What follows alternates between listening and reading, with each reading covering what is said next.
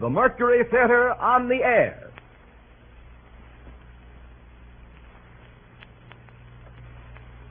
The Columbia Broadcasting System takes pleasure once again in bringing you Orson Welles and the Mercury Theatre on the air in the unique summer series which signalizes radio's first presentation of a complete theatrical producing company.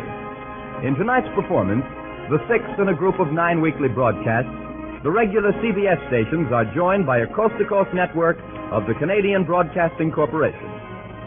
Here is Orson Welles himself, the director of the Mercury Theatre, star and producer of these programs, to tell you about tonight's play. Mr. Welles. Wherever you are in the world, an hour and a half from now, there will come to you through these same radio facilities the voice of the President of the United States.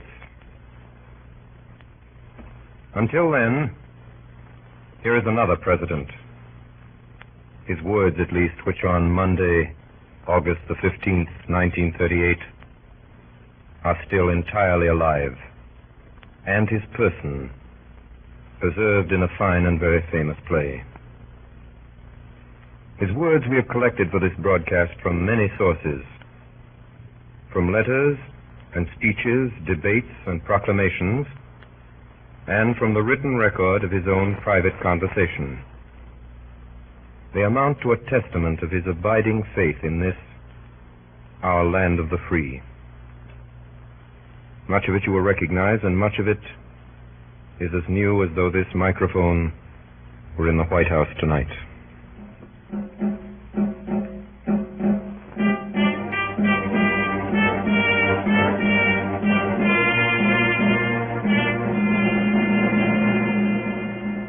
I was born February 12th, 1809, in Hardin County, Kentucky.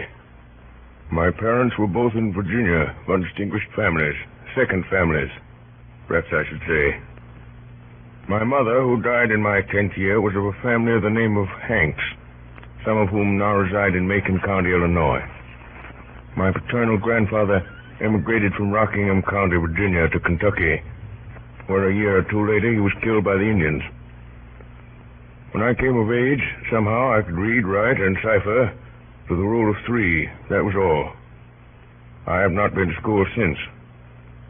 Little advance I now have upon this store of education I've picked up from time to time under the pressure of necessity. I was raised to farm work, which I continued till I was 22. 21, I came to New Salem, where I remained a year as a sort of clerk in a store. Then came the Black Hawk War, and I was elected a captain of the volunteers, a success which gave me more pleasure than any I've had since. From 1849 to 1854, I practiced law in Springfield. What I've done since then is pretty well known. If any personal description of me is thought desirable, it may be said I am in height 6 feet 4 inches, nearly and lean in flesh, weighing on an average 180 pounds, dark complexion with coarse black hair and gray eyes. No other marks or brands recollected. Yours truly, Abraham Lincoln.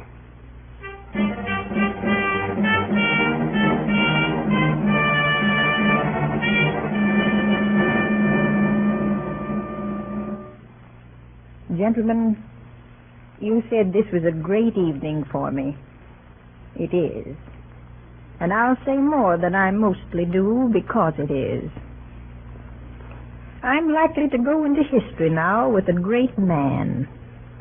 For now I know better than any how great he is. I'm plain-looking, and I've a sharp tongue, and I've a mind that doesn't always go in his easy, high way. And that's what history will see, and it will laugh a little and say, "Poor Abe Lincoln." That's all right, but it's not all. I've always known when he should go forward and when he should hold back. I've watched and watched. There are women like that, lots of them. But I'm lucky. My work's going farther than Illinois. It's going farther than any of us can tell. I made things easy for him to think and sink when we were poor. And now his thinking has brought him to this. They wanted to make him governor of Oregon. And he would have gone and have come to nothing there. I stopped him. Now they're coming from Chicago, from the Republican convention there, to ask him to be president. And I've told him to go. It's a great place for a man to fill. You know, it's hard to believe.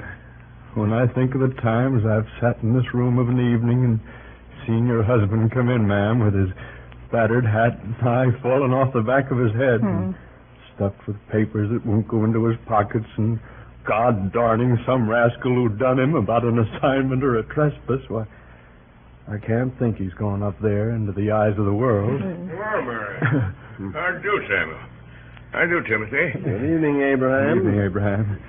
Well, we'll be going. We only came in to give you good faring, so to say. Great word you've got to speak this evening. Makes a humble body almost afraid of himself, Abraham, to know his friend is to be one of the great ones of the earth, with his yes and no law for these many, many thousands of folk. Makes a man humble to be chosen so, Samuel. So humble that no man but would say no to such bidding if he dare. To be president of this people, and trouble gathering everywhere in men's hearts. And it's a searching thing. Bitterness and scorn and wrestling often with men I shall despise, and perhaps nothing truly done at the end. But I must go. Samuel, Timothy, this glass of that cordial, Mary, before they leave. Who made that devil smudge that girl? Susan Deddington. Where's that darnation cordial? It's all right, Abraham. I told the girl to keep it out. Oh, the cupboard's choked with papers. Here you are. Poor hospitality for whiskey-drinking rascals like yourselves, but the thought's good. Oh, don't mention it, Abraham. We wish you well, Abraham. Our compliments, ma'am. Samuel, I give you the United States of America and Abraham Lincoln. Thank you. Samuel, Timothy, I drink to the hope of honest friends. Mary, the friendship. I'll need that always, for I've a queer, anxious heart.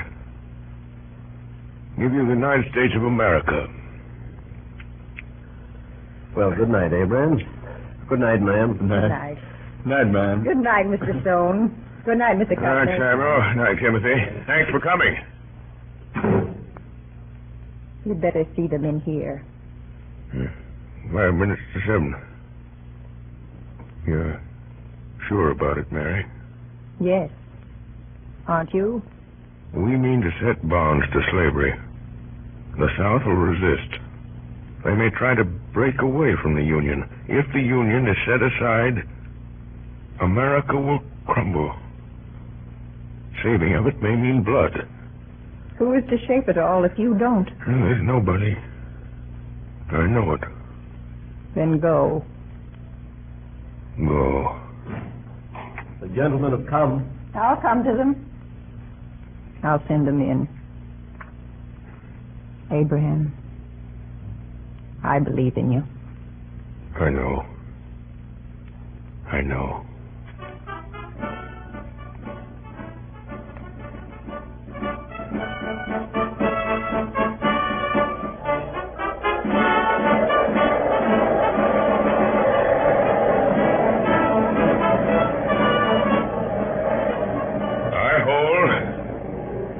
I hold that there is no reason in the world why the Negro is not entitled to all the natural rights enumerated in the Declaration of Independence. The right to life, liberty, and the pursuit of happiness. I hold that he is as much entitled to these as the white man, and the right to eat the bread without the leave of anybody else, which his own hand earns. He is my equal, and the equal of every living man.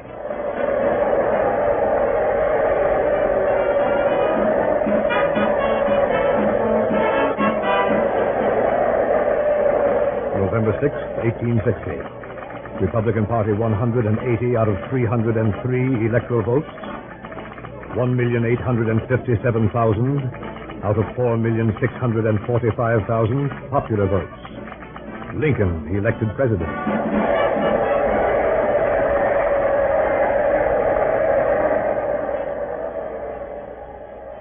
Fellow citizens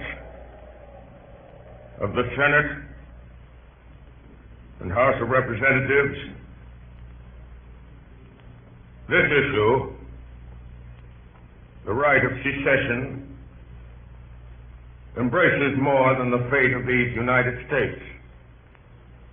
It presents to the whole family of man the question whether a constitutional republic or democracy, a government of the people, by the same people, can or cannot maintain its territorial integrity against its own domestic forces. It presents the question whether discontented individuals, too few in numbers to control administration, can always, upon the pretenses or arbitrarily without any pretense, break up their government and thus practically put an end to free government upon the earth. Is there, in all republics, this inherent and fatal weakness? Must the government of necessity be too strong for the liberties of its own people, or too weak to maintain its own existence? The common feeling in the South, Mr. Seward, that as Secretary of State, you are the one man here at Washington to see this thing with large imagination. I say this with no disrespect to the President. But what does his experience of great affairs of state amount to beside yours, Mr. Seward? My support of the President is, of course, unquestionable, Mr. Jennings. Oh, entirely. But how can your support be more valuable than in lending him your unequaled understanding? You understand, of course, that I can say nothing officially. These are nothing but informal suggestions. But I may tell you that I am not unsympathetic.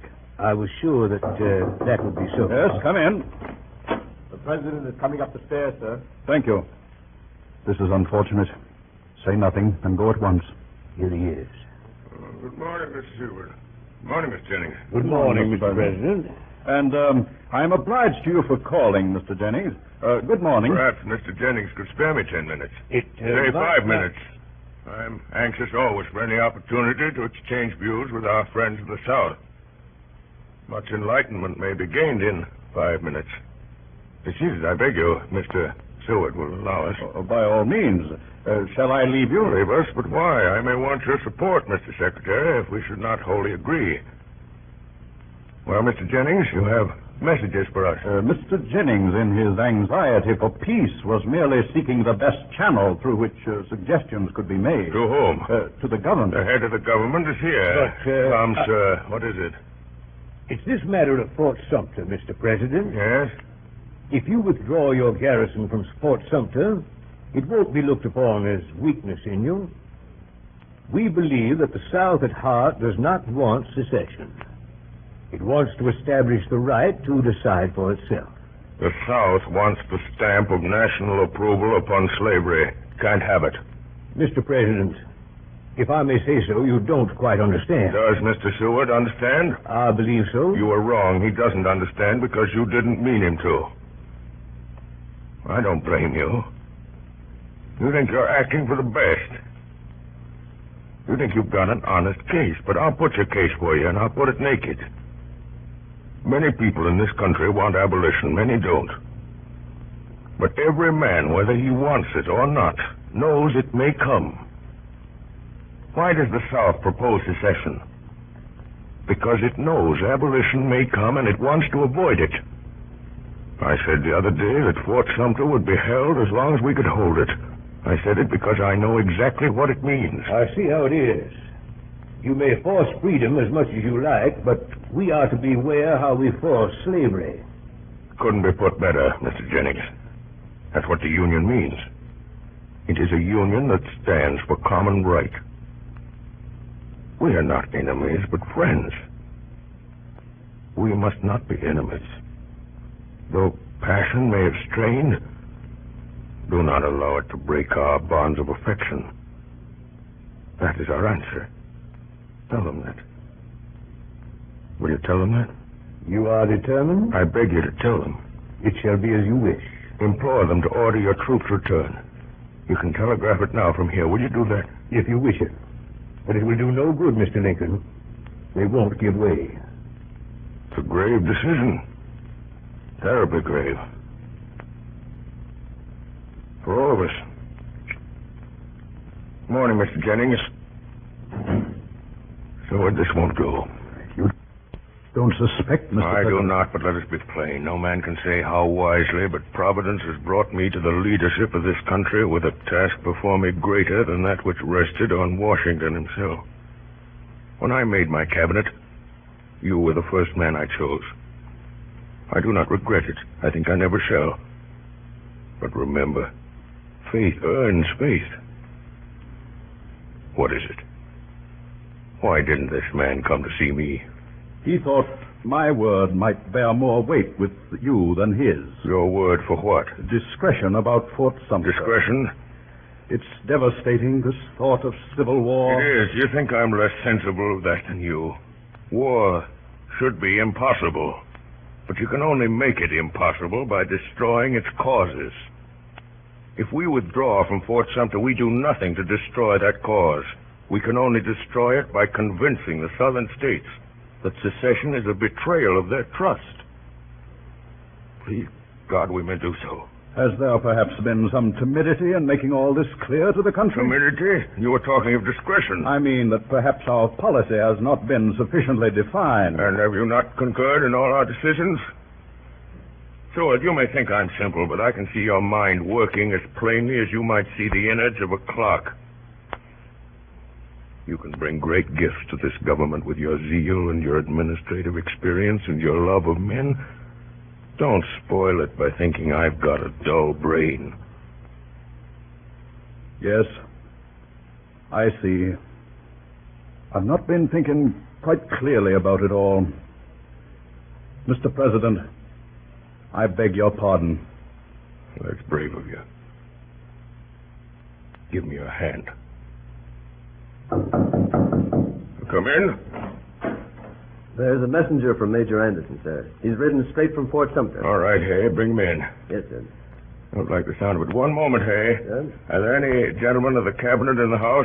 Mr. Chase and Mr. Blair, I believe. My compliments to them, and will they be prepared to see me here at once if necessary? Send the same message to any other cabinet members you can find. Yes. Seward, we may have to decide now. Now, come in. Are you the messenger from Fort Sumter? Yes, sir. Word of mouth, sir. Well? Major Anderson presents his duty to the government. He can hold the fort 3 days more without provisions and reinforcements. Things very bad at the fort. The major says 3 days, sir. Most of us would have said 24 hours. I see. Thank you. Wait outside, please. Yes, sir. 3 days, Seward, 3 days. My God. My God, Seward, we need great courage, great faith. There is a tide in the affairs of men. Did you read Shakespeare, Seward? Shakespeare? No. The cabinet is here, sir. Mr. Chase, Mr. Hook, and Mr. Wells. Show them in. Yes, sir. Good day, Mr. President. Good morning, Mr. Wells, Mr. Hook. Good morning, gentlemen. Good morning, Mr. President. How do you do, Mr. Seward? Something urgent? Let us be seated. Gentlemen, we meet in a crisis, the most fateful perhaps that has ever faced any government in this country. Can be stated briefly. A message has just come from Anderson. He can hold Fort Sumter 3 days at most unless we send men and provisions. Mr. President, I consider that we should withdraw. Don't you see that to withdraw may postpone war, but that it will make it inevitable in the end? It is inevitable if we resist. I fear it will be so, but in that case we shall enter it with uncompromised principles. Mr. Chase? It is difficult, but on the whole, my opinion is with yours, Mr. President. And you, Seward? I respect your opinion, but I must differ. I charge you, all of you, to weigh this thing with all your understanding. To temporize now cannot, in my opinion, avert war. To speak plainly to the world and standing by our resolution to hold Fort Sumter with all our means and in a plain declaration that the Union must be preserved will leave us with a clean cause, simply and loyally supported. I tremble at the thought of war. But we have in our hands a sacred trust. It is threatened. Persuasion has failed, and I conceive it to be our duty to resist. To withhold supplies from Fort Sumter would be to deny that duty. Gentlemen, the matter is before you. For sending men and provisions to Fort Sumter, 3. For immediate withdrawal, 5. Gentlemen, I may have taken upon myself the responsibility of overriding your vote. It will be for me to satisfy Congress and public opinion. Should I receive any resignations? Thank you for your consideration. Will you send in that messenger? Yes, sir. You sent for me, Mr. President? I did. Can you ride back to Fort Sumter at once? Yes, sir. Tell Major Anderson that we cannot reinforce him immediately. We haven't the men. Yes, sir. Say that the first convoy of supplies will leave Washington this evening. Yes, sir. Thank you. Whereas the laws of the United States have been for some time past and now are opposed, and the execution thereof obstructed in the states of South Carolina, Georgia, Alabama, Florida, Mississippi, Louisiana, and Texas, by combinations too powerful to be suppressed by the ordinary course of judicial proceedings, or by the powers vested in the marshals by law. Now, therefore, I, Abraham Lincoln, President of the United States, in virtue of the power in me vested by the Constitution and the laws, have thought fit to call forth and do hereby call forth militia of the several states of the Union to the number of 75,000 in order to suppress said combinations and to cause the laws to be duly executed.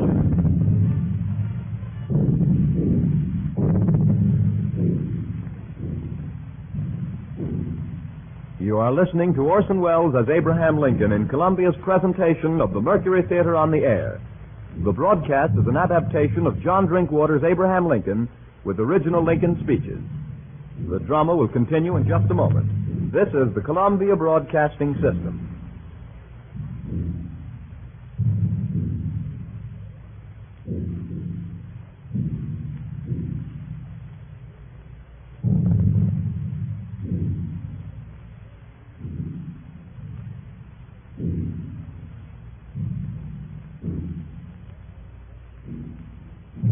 We continue now with the performance of John Drinkwater's Abraham Lincoln by Orson Welles and the Mercury Theatre on the Air. Fellow citizens of the Senate and the House of Representatives, the war continues, and it continues to develop. That the insurrection is largely, if not exclusively, a war upon the first principle of popular government, the rights of the people. It is not needed nor fitting here that a general argument should be made in favor of popular institutions, but there is one point to which I ask a brief attention. It is assumed that labor is available only in connection with capital, that nobody labors unless somebody else owning capital somehow by the use of it induces him to labor. This assumed, it is next considered whether it is best that capital shall hire laborers and thus induce them to work by their own consent, or buy them and drive them to it without their consent. having proceeded that far, it is naturally concluded that all laborers are either hired laborers or what we call slaves. And further, it is assumed that whoever is once a hired laborer is fixed in that condition for life. Now, there is no such relation between capital and labor as assumed. Nor is there any such thing as a free man being fixed for life in the condition of a hired laborer. Both these assumptions are false, and all inferences from them are groundless. Labor is prior to and independent of capital. Capital is only the fruit of labor, and could never have existed if labor had not first existed. No men living are more worthy to be trusted than these who toil up from poverty. Let them beware of surrendering a political power which they already possess, and which, if surrendered, will surely be used to close the door of advancement against such as they, and to fix new disabilities and burdens upon them, till all of liberty shall be lost. Good morning, gentlemen. I've just had my summons. Is there some special news? Yes, McClellan has defeated Lee at Antietam. It's our greatest success. They ought not to recover from it. The tide is turning. Have you seen the president, Mrs. Stanton? I've just been with him. Well, what does he say? He only said at last. He's coming directly. He'll bring up his proclamation again. In my opinion, it's inopportune. I thought we had learned by now that the president is the best man among us. There's a good deal of feeling against him everywhere, I find. He is the one man with character enough for this business. There are other opinions. Yes, but not here, surely, Mr. Hook. It's not for me to say, but there are some who would have acted differently. And you may depend upon it that they would not have acted so wisely, Mr. Hook. I don't altogether agree with the president, but he's the only man I should agree with at all. Is Lee's army broken? Not yet, but it is in grave danger. Why doesn't the president come? I think this news was nothing. I must say I'm anxious to know what he has to say about it all. I shall oppose it if it comes up. He may say nothing about it. I think he will. Gentlemen, the president. Good morning, gentlemen. Good morning, Mr. President. Good morning. Great news we hear. If we leave things with the army now to take that course, why, we ought to see through our difficulties. An exciting morning, gentlemen. I feel rather excited myself. I find my mind not at its best in excitement. Will you allow me to read you something? It's not long, and it may compose us all. It is Artemus Ward's latest. High-handed outrage at Utica. In the fall of 1856, I showed my show in Utica, a truly great city in the state of New York. People gave me a cordial reception. The press was loud in her praises.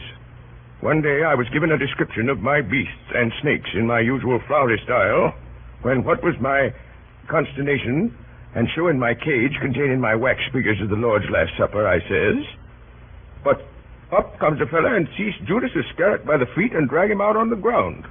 He then commenced for to pound him as hard as he could. What under the sun are you about? Cried I. Says he, what did you bring this pusillanimous cuss here for? And he hit the wax figure another tremendous blow on the head. Says I, you egregious ass, that is a wax figure, representation of the false apostle.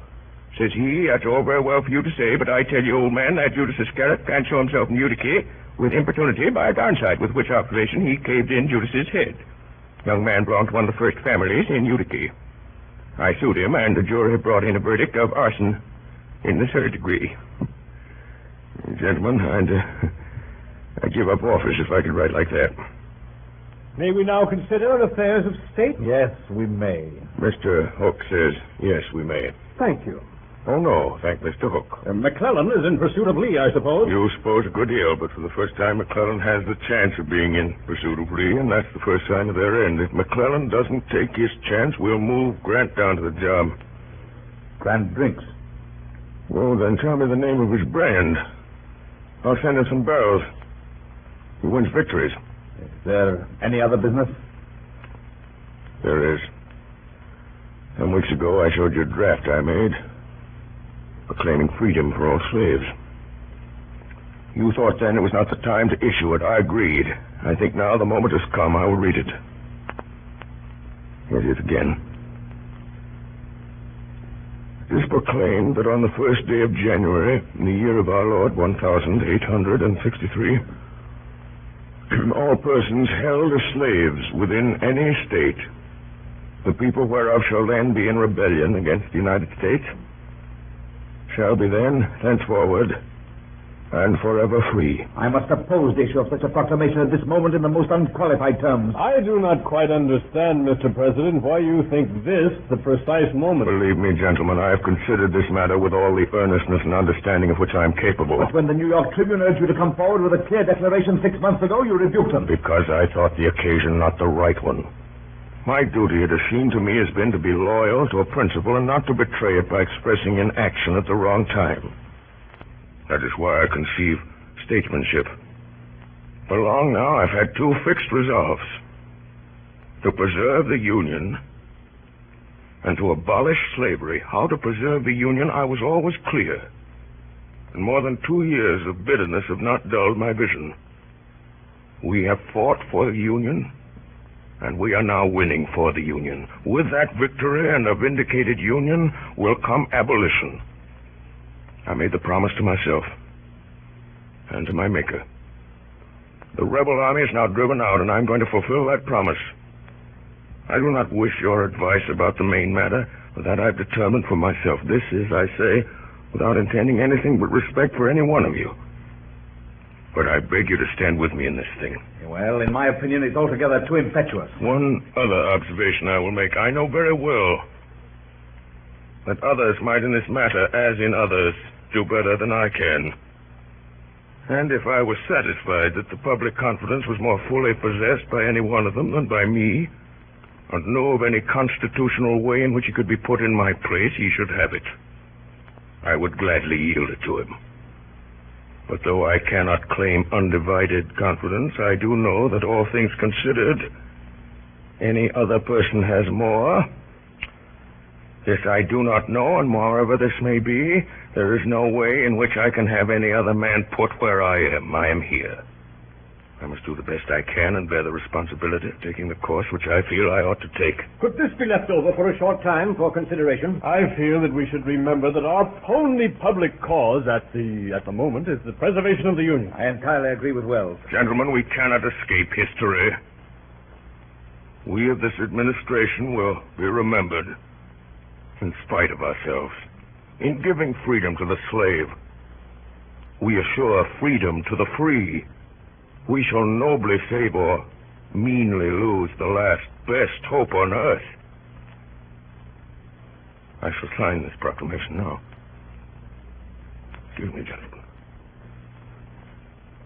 For we, thenceforward and forever, free. Gentlemen, I pray for your support. Good day. Good day, sir. Good day. Good day, Mr. President. Hook. Yes, Mr. President. Hook, will you stay a moment? Yes, Mr. President. Hook, one cannot help hearing things.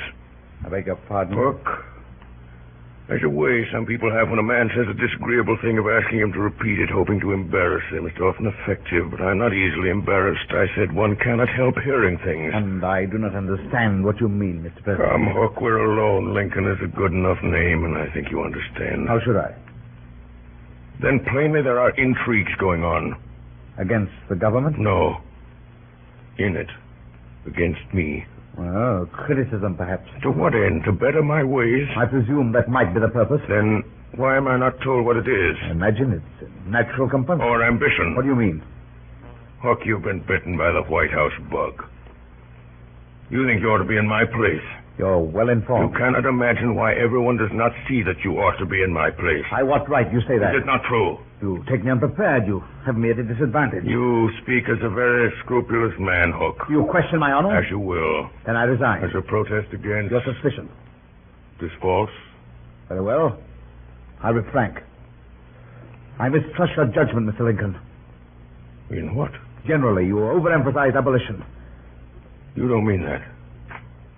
You mean that you fear possible public feeling against abolition. It must be persuaded, not forced. Besides, you have, in my opinion, failed in necessary firmness in telling the South What will be the individual penalties of rebellion? This is war. I will not allow it to become a blood feud. But we are fighting treason. We must meet it with severity. We will defeat treason. I will meet it with conciliation. It is a policy of weakness. It is a policy of faith. It is a policy of compassion. Hook, why do you plague me with these jealousies? Once before I found a member of my cabinet working behind my back, but he was disinterested and he made amends. Nobly. But, Hook, you have allowed the burden of these days to sour you. I know it all. I've watched you plotting and plotting for authority, and I, who am a lonely man and sick at heart. So great is the task God has given to my hand, and so few are my days, and my deepest hunger is always for loyalty in my own house. You have withheld it from me. You have done great service in your office, but you have grown envious. Now you resign as you did once before when I came openly to you in friendship. And you think that again I shall flatter you and coax you to stay. I won't do it. Let's take you at your word. I'm content. Will you shake hands? No. I beg you to excuse me.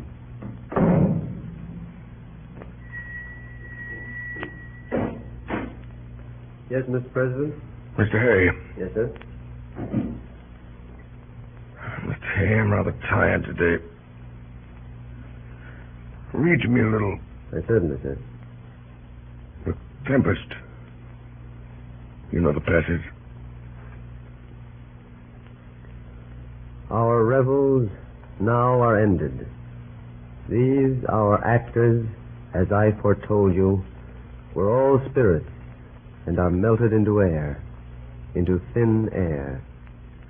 And like the baseless fabric of this vision, the cloud-capped towers, the gorgeous palaces, the solemn temples, the great globe itself, yea, all which it inherit, shall dissolve, and like this insubstantial pageant faded, leave not a rack behind. We are such stuff as dreams are made on, and our little life is rounded with a sleep. We are such stuff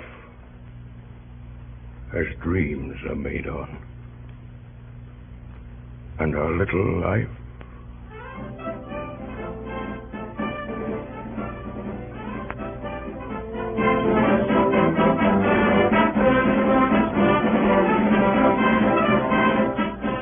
ordered that the 4th day of April, 1865, be the day for a general movement of all the land and naval forces of the United States against the insurgent forces.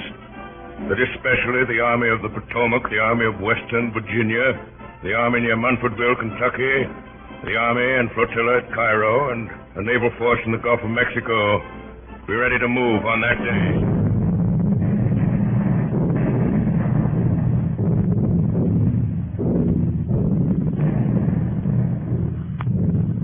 General Grant. Yes, Dennis? 7:30, sir. An hour and a half. Ought to be something more from Meade by now, Dennis. Yes, sir. Have you wired the president? Yes, sir. Take these papers to Captain Templeman. Ask Colonel West if the 23rd are in action yet. Tell the cook to send some soup at 10 o'clock. Say it was cold yesterday. Yes, sir. Give me that map, Maylands. Yes. There's no doubt about it. Unless Meade goes to sleep, it can only be a question of hours. Lee's a great man, but he can't get out of that. It's already the end, sir. Yes, if Lee surrenders, we can all pack up for home. My God, sir, it'll be splendid, won't it, to be back again? By God, sir, it will. Beg your pardon, sir. You're quite right, Maylands. My boy goes away to school next week. Now I may be able to go down with him, see him settle. Well, Dennis? Colonel West says yes, sir, for the last half hour. The cook says he's sorry, sir. It was a mistake. Tell him to keep his mistakes in the kitchen. I will, sir. His rifles went up this afternoon. Yes, sir. What's that? General Grant. What is it? The president has just arrived, sir. He's in the yard now. Oh, all right, I'll come.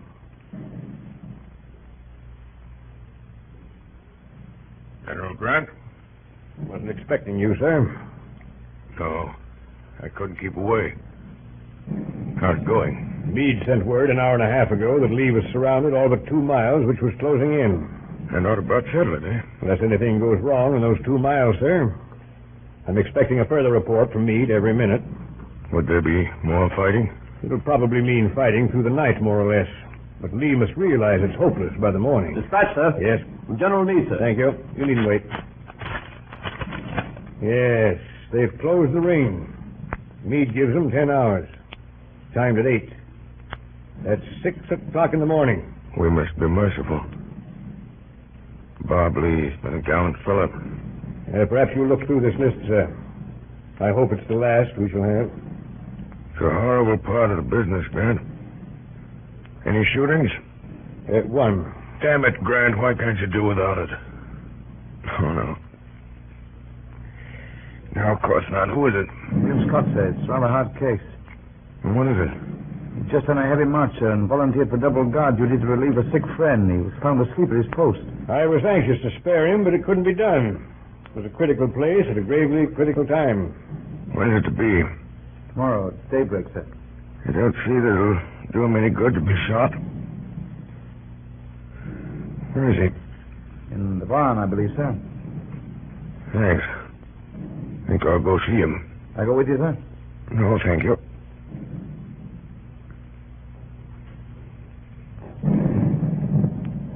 Oh, who goes there? Is this where the boy is held? Yes, Mr. President. Wait outside, will you? Yes. Are you William Scott? Yes, sir. Know who I am? Yes, Mr. Lincoln. General tells me you've been court-martialed. Yes, sir. Asleep on guard. Yes, sir. It's a very serious offense. I know, sir. What was it? I couldn't keep awake, sir. It had a long march. 23 miles, sir. Doing double guard? Yes, sir. Who ordered you? Well, sir, I offered. Why? Enoch White. He was sick, sir. We come from the same place. Where's that? Vermont, sir. You live there? Yes, sir. We've got a farm down there, sir. Who has? My mother, sir. I've got her photograph, sir. Does she know about this? Oh, for God's sake, don't, sir. There. There, my boy. There. You're not going to be shot.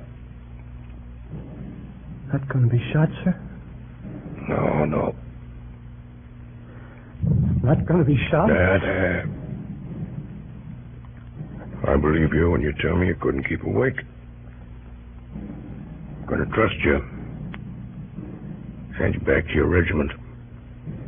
When may I go back, sir? We'll go back tomorrow. Expect the fighting to be over, though. Is it over yet, sir? Not quite. Oh, please, sir. Let me go back tonight. Let me go back tonight. Very well. Know where General Meade is? No, sir. It's that guard to come here. Your prisoner is discharged. Take him once to General Meade with this. Yes, sir. Thank you, Mr. Lincoln. Mr. Hay. Yes, sir? What's the time, Mr. Hay? Just on 9:30, sir. So sleep here for a little. You'd better shake down, too. They'll wake us if there's any news.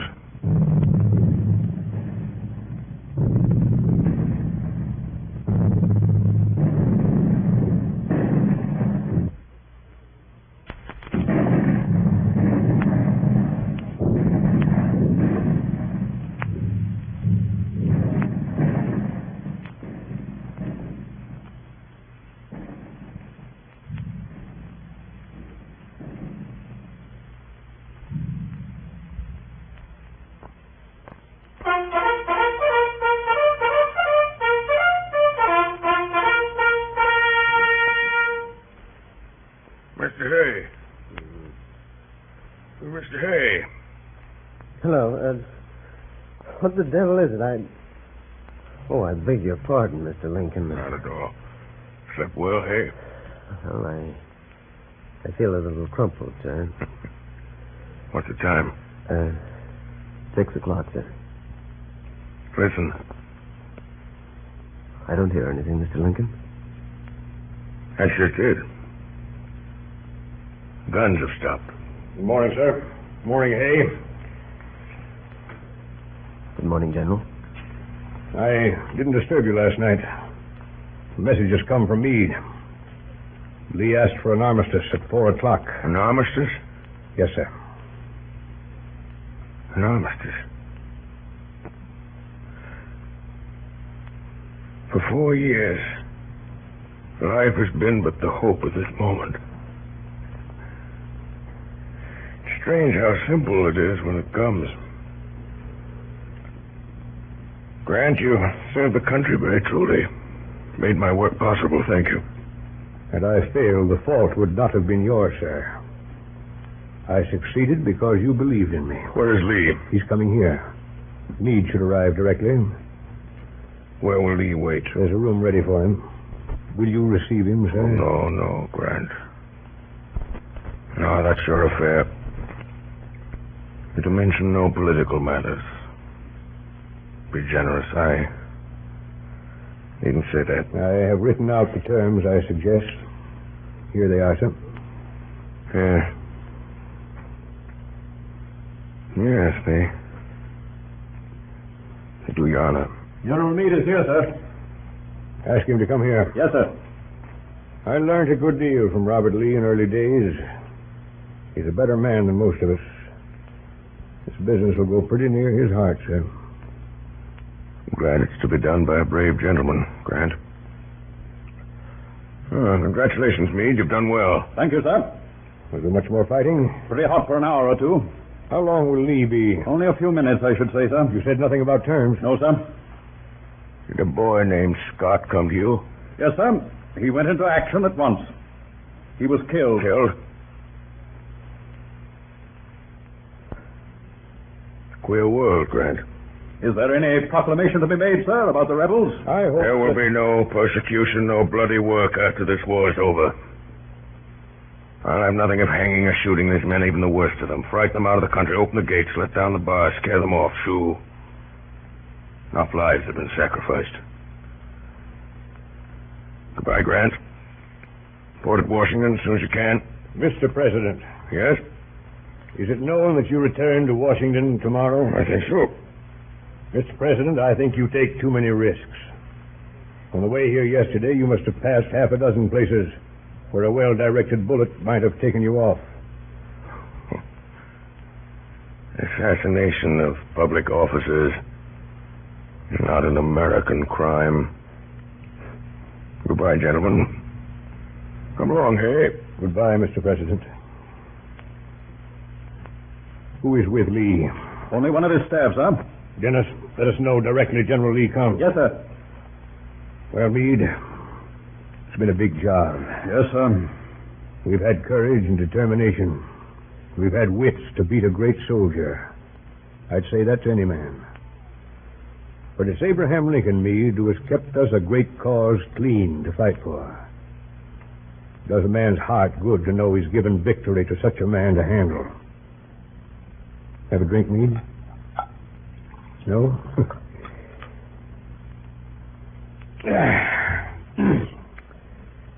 You know, Meade, there were fools who wanted me to oppose Lincoln for the presidency. General Lee is here, sir. Meade, will General Lee do me the honor of meeting me in here? Where the deuce my hat, Dennis, my sword? Yes, sir. General Lee, sir.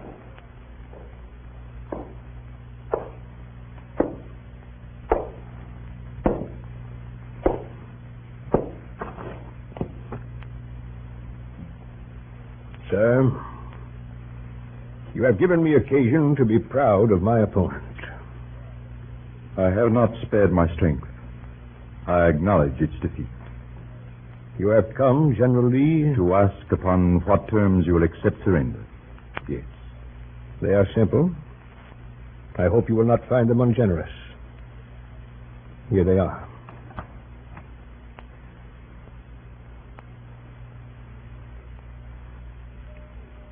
You are magnanimous, sir.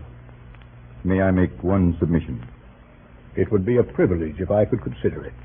You allow our officers to keep their horses, General Grant. That is gracious. Our cavalry troopers' horses also are their own. I understand. They'll be needed on the farms. It shall be done. I thank you. I accept your terms.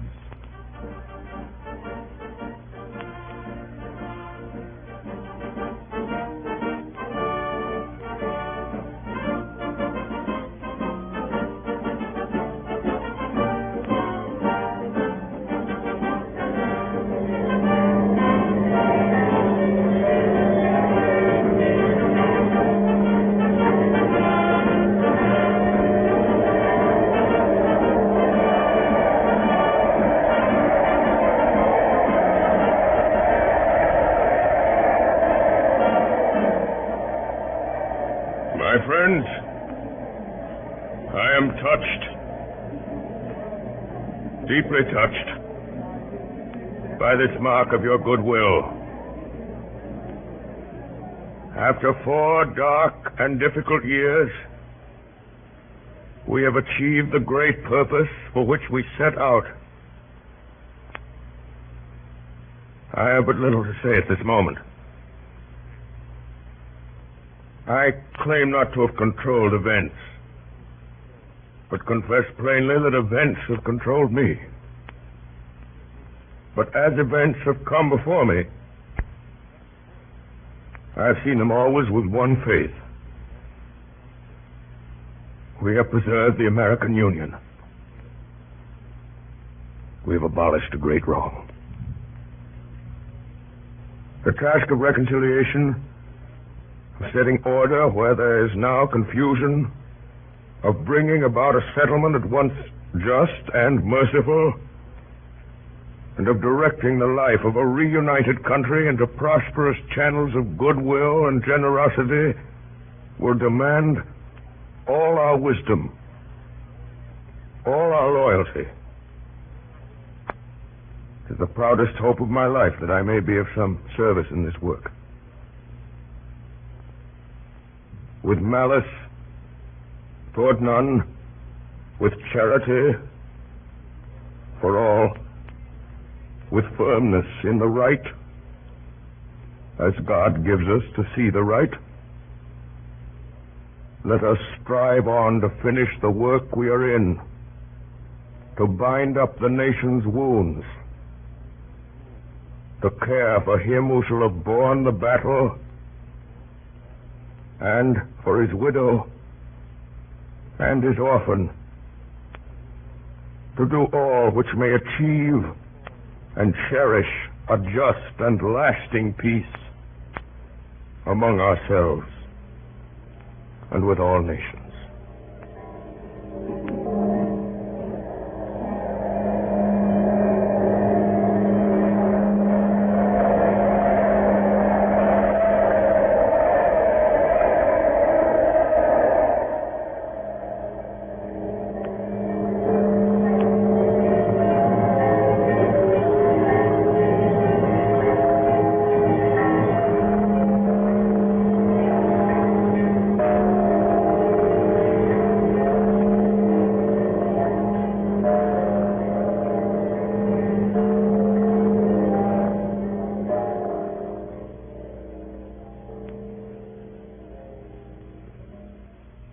Good Friday, April 14th, 1865. In the morning, there was a cabinet meeting at the White House. Lincoln was in a happy mood. He told Grant and the cabinet of a dream he had dreamed, which had come to him several times before. In this dream, whenever it came, he was sailing in a ship of a peculiar build, indescribable but always the same, and being borne on it with great speed toward a dark and undefined shore. He had always dreamed this before a victory. He dreamed it before Antietam, before Murfreesboro, before Gettysburg, before Vicksburg. In the afternoon, Mr. and Mrs. Lincoln drove together and he talked to her of the life they would lead back in Springfield, Illinois, when this presidency was over. That night, Mr. and Mrs. Lincoln went to Ford's Theatre. The theater was crowded. Many officers returned from the war were there and eager to see Lincoln. The play was Our American Cousin. A little after 8 o'clock, Mrs. Abraham Lincoln entered the official box with her husband and their guests following. Sometime after 10 o'clock, at a point in the play which no person present could afterwards remember, a shot was heard in the theater, and Abraham Lincoln fell forward upon the front of the box, unconscious and dying. He was carried to a house near the theater. His sons and closest friends were summoned. A dismal drizzle of rain was falling as the dawn came to Washington after a night of terror. In the streets, men stood in groups discussing the tragedy. Then at 7:30, a tolling of all the church bells in the town and a hush in the streets. Lincoln was dead.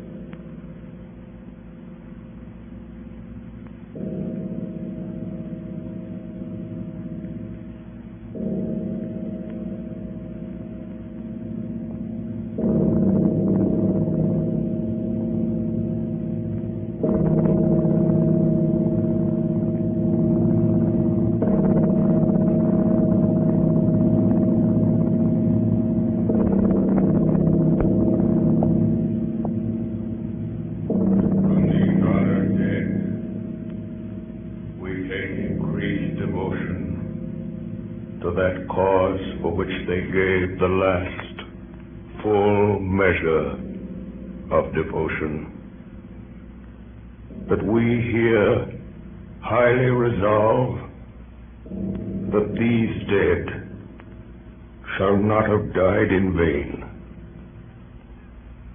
that this nation under God shall have a new birth of freedom, and that government of the people, by the people, for the people,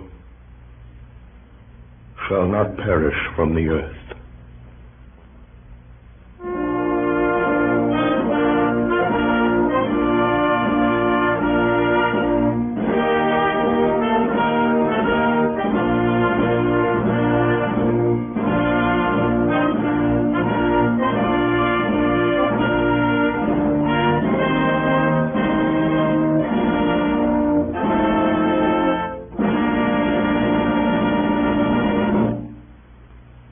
Tonight, the Columbia Broadcasting System, through its affiliated stations coast to coast, and the network of the Canadian Broadcasting Corporation, has brought you a production of Abraham Lincoln by Orson Welles and the Mercury Theatre on the Air. The famous play by John Drinkwater was supplemented by many of Lincoln's speeches, excerpts from his debates, proclamations, letters, and accounts of his own private conversations. In the cast this evening were Ray Collins as General Grant, Ed Jerome as General Lee, George Coulouris as Hook, Joseph Holland as Seward, Carl Frank as Scott, Carl Swenson as Hay, William Allen as Dennis, Agnes Moorehead as Mrs. Lincoln, and Orson Welles as Abraham Lincoln. Bernard Herrmann conducted. Dan Seymour speaking. Davidson Taylor supervised for the Columbia Network.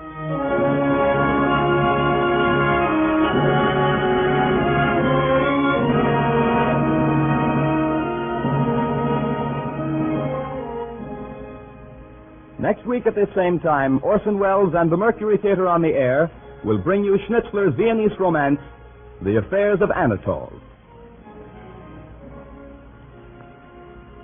This is the Columbia Broadcasting System.